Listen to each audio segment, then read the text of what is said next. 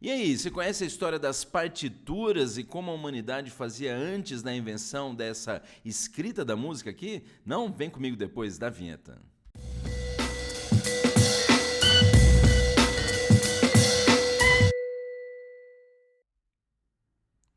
Fala, sou louca, seu louco, o Prof. André do História em Casa nessa comentadinha histórica do saber, porque hoje a gente vai aí de história, mas antes de continuar, é claro, já dá o like no vídeo, se inscreva no canal se não é inscrito, ativa o sininho e segue a gente em todas as plataformas sociais, além de conferir as curiosidades curiosas históricas lá no Shorts e no Reels, hein? Mas lembrando aí que hoje a gente vai então desse comentário histórico sobre a invenção das partituras e como a humanidade fazia antes da invenção dela, né? Basicamente, então, né, antes da invenção das partituras, quem sabia tocava de ouvido, hein? Mas a ideia é de que, né, até então, aí, até a invenção das partituras, basicamente o que acontecia era que tinha que ser passado de boca a boca, né? A música lá, ou de flauta a flauta, no caso.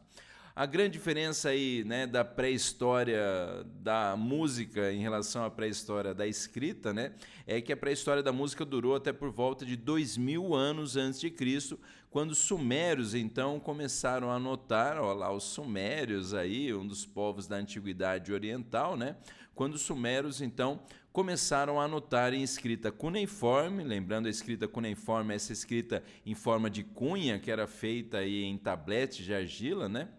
Mas essas anotações, então, de quais cordas de uma lira o artista devia tocar. A ideia não deu muito certo, né? Não pegou, e quase 15 séculos mais tarde, aí foi a vez dos gregos, que então tentaram aí recriar a notação musical, chegando à sua forma definitiva aí no século V a.C.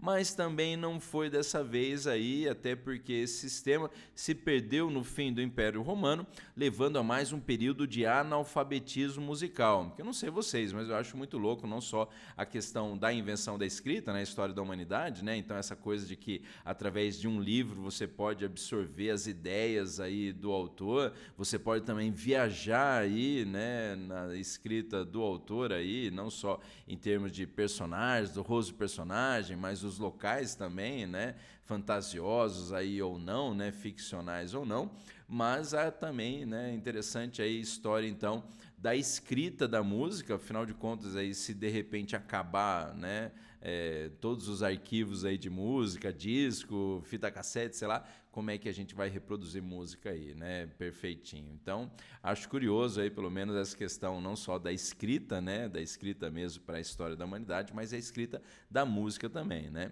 Mas lembrando então que essa trajetória aí, depois dos gregos e dos romanos, envolveu no século IX, lá na Idade Média, os monges católicos que criaram as chamadas neumas, que era um sistema de notação usado, na verdade, para o canto gregoriano.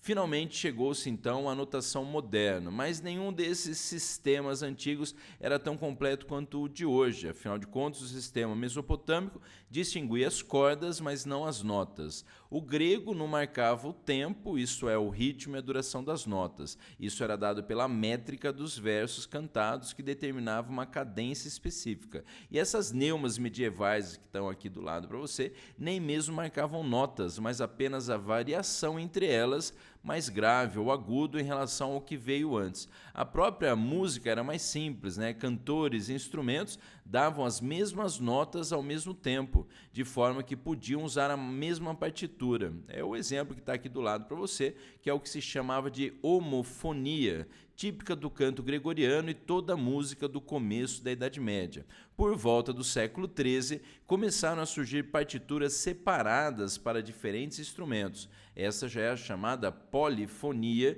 que chegou a ser banida da igreja em 1322, considerada vulgar, mas logo depois adotada universalmente. Lembrando aí que no século XVI, os madrigais, né, lá das missas das igrejas, então, já tinham suas partituras impressas com partes separadas para diferentes instrumentos.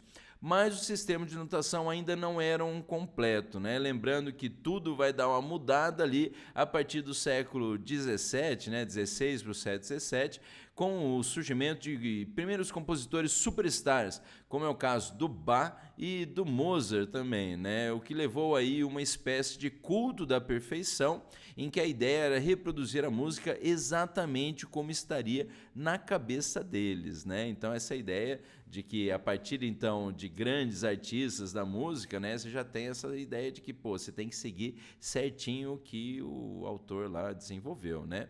E as partituras então se tornaram cada vez mais detalhadas, chegando à forma atual. Ainda hoje, nem toda música é feita com partituras e nem todo músico sabe lê-las, né? Por sinal, quem aprendeu violão ou guitarra conhece bem as tablaturas, né, como está aqui para você num registro, até eu acho que é o começo do Stairway to Heaven aí também, é um sistema mais simplificado, então, específico para certos instrumentos, que funciona muito bem com música popular. Por sinal, quem, assim como eu, né, na juventude, não tocou um violão lá, a partir das tablaturas que vinham nas revistinhas de violão, pô, isso aqui, quem viveu nos anos 80 ou nos anos 90, sabe o que eu estou falando, né? Aquelas musiquinhas lá, ou melhor, aquelas revistinhas que vinham com as tablaturas lá para você tocar no violão e com a música lá, então, para você animar aquela rodinha lá no churrasco, de repente, né? Tocando um violão e até um faroeste caboclo lá básico, né? Mas é isso aí, espero que você tenha gostado desse comentário aqui das tablaturas, né? Das cifras aí, né? E também, é claro, das partituras na história da humanidade e a bagunça que devia ser antes aí da invenção delas, né?